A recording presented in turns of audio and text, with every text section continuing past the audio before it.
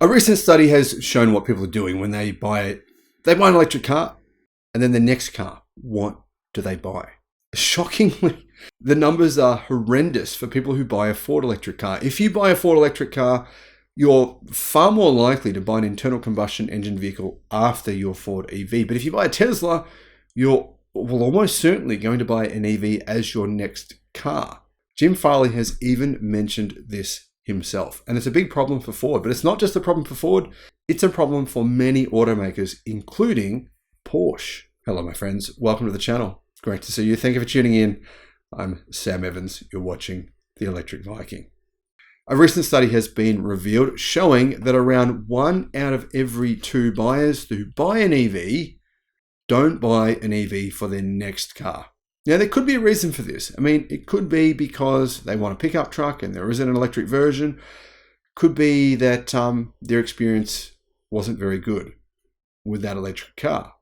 Charging network, charging speeds, range, the software of the car. Some of these things are reasons people say why they didn't buy an EV for their next car, why they went back to a petrol, gasoline, or diesel-powered vehicle.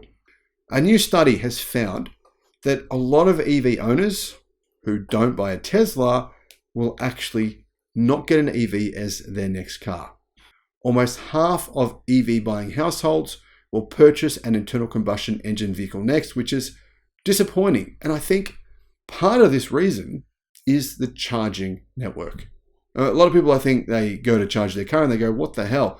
Where do I do it? How do I do it? They're confused, right? And that is a common, that's probably a key reason why General Motors, Ford, Hyundai, Kia, Nissan, why all these manufacturers have said, we want our car owners, our EV owners, to have access to Tesla supercharging network. Even though we know it's advertising for Tesla, it's going to help them possibly get some sales from us, we still think we need it anyway. A study from S&P Global Mobility, meaning this is a legit study, this is not some backyard study, reveals that the fuel type loyalty rate for mainstream brand EV households was sitting at 52% through July this year. Now that's actually an improvement, believe it or not, versus last year. So people are more likely to buy an EV as their second car than they were last year, but still that number is disappointingly low, in my opinion. What do you think on that? Let me know. Some may consider that bad news. However, the study says that roughly half of EVs are going to be replaced by a combustion vehicle, but that may be because of the car brand that they buy. The study found that 63% of people who own a Nissan EV will purchase another EV as their next vehicle. Now, of course, those are people who bought a Nissan Leaf. So they were early adopters, people who kind of are more willing to push the boundaries. That's what I think anyway. This placed the Japanese car maker just ahead of Chevrolet, which had a loyalty rate of 60.6%. Now, what is most shocking about this survey is not only was it a big survey, but it shows you the difference between customers who buy a Chevrolet versus customers who buy a Ford. Chevrolet loyalty towards EVs, after buying your first EV with Chevrolet, 61% of owners bought an EV for their next car. But Ford, only 37%. Now that's for the Ford Mustang Mach-E. Of those who bought a Ford Mustang Mach-E, only 37% bought an EV for their next car. That's, I think, the second lowest of any car brand in the world.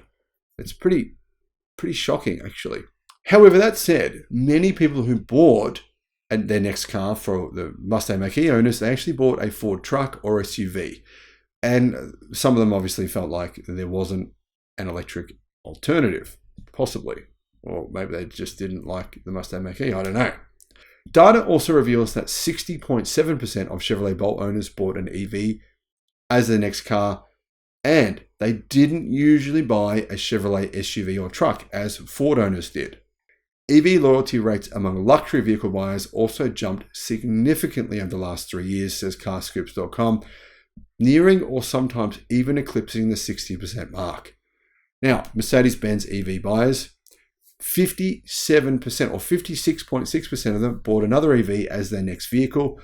That's a huge increase from 2020. In 2020, the number was 24%. So they've gone from 24% to 56.6%. That shows a very stark trend in the luxury segment. EV loyalty rates at Audi increased from 25% to 50.1%. Porsche went from 23.3% to 36.8%. That's the lowest rate in the industry. It's about equal with Ford. Very disappointing numbers here from Porsche. And I guess it's probably partly because Porsche doesn't have really any other EVs. They have the Taycan, the Taycan, and the Taycan. And by the way, they've just been recalled for battery problems. So there's that. Anyway, Tesla, on the other hand, has jumped as well. Now, Tesla buyers, they had a loyalty rate for their next car being an EV of only 51.8%. But Tesla has jumped to a staggering 77%.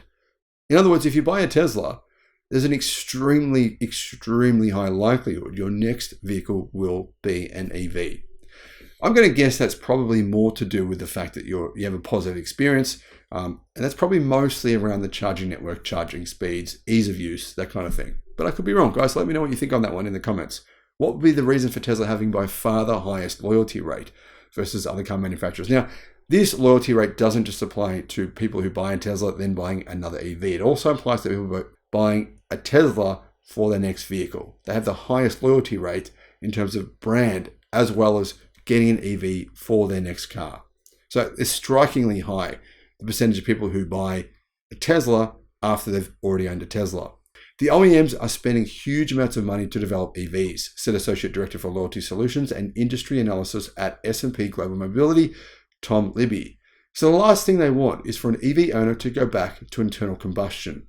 Now, I strongly disagree with this claim from S&P Global Mobility because legacy manufacturers, they're losing enormous amounts of money on every EV they sell. Every car manufacturer except BYD and Tesla loses a lot of money on the EVs that it sells.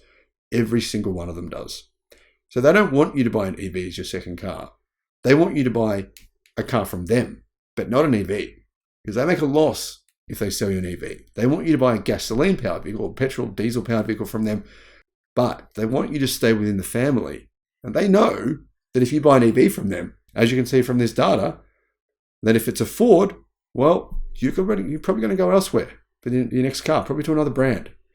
That's why Ford is concerned. That's why Jim Farley is very concerned about these loyalty rate numbers, and he's mentioned this. And that's why automakers are not ramping up EV production anywhere near as fast as what they said they would. Guys, let me know your thoughts on this in the comments. Thank you for watching. Bye-bye.